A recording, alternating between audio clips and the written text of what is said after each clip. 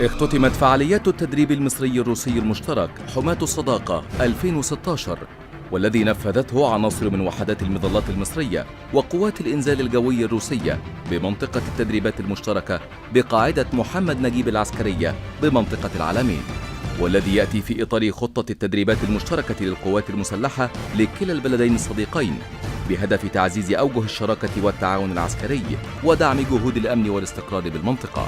تضمن التدريب العديد من البيانات العملية والأنشطة التدريبية الغير نمطية لمهام الوحدات الخاصة،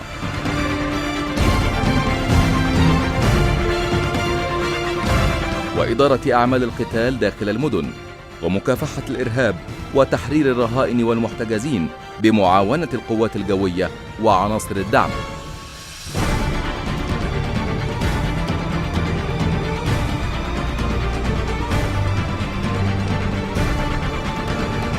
وتضمنت فعاليات المرحلة الختامية للتدريب تنفيذ مناورة بالذخيرة الحية لاقتحام قرية حدودية تسيطر عليها مجموعات إرهابية مسلحة،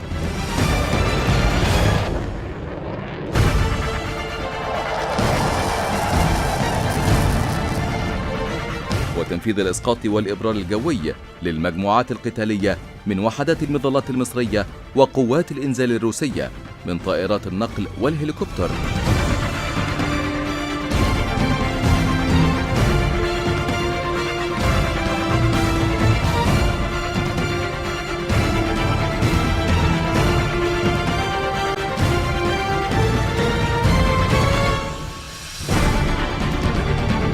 وتنفيذ الإسقاط الثقيل لعدد من مركبات القتال المدرعة من طراز BMP، وذلك باستخدام المظلات الهوائية للمرة الأولى في مصر ومنطقة الشرق الأوسط.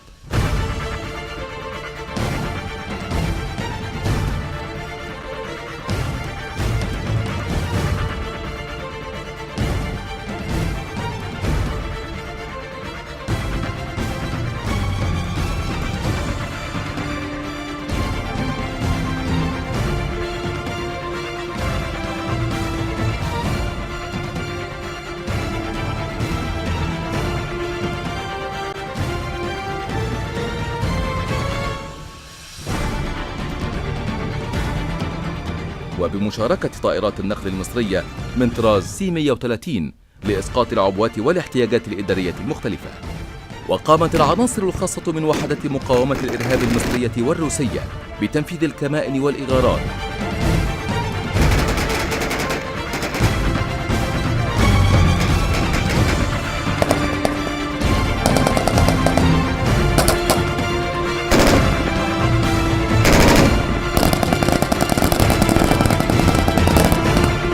واقتحام أحد المنشآت التي تحصنت بها العناصر الإرهابية المسلحة. وقد أظهرت المراحل المختلفة للتدريب المستوى المتميز للعناصر المشاركة من الجانبين في تنفيذ المهام ذات الطبيعة الخاصة التي يكلفون بها تحت مختلف الظروف. حضر المرحلة الختامية عدد من قادة القوات المسلحة وعدد من المراقبين والملحقين العسكريين بعدد من الدول الصديقة والشقيقة.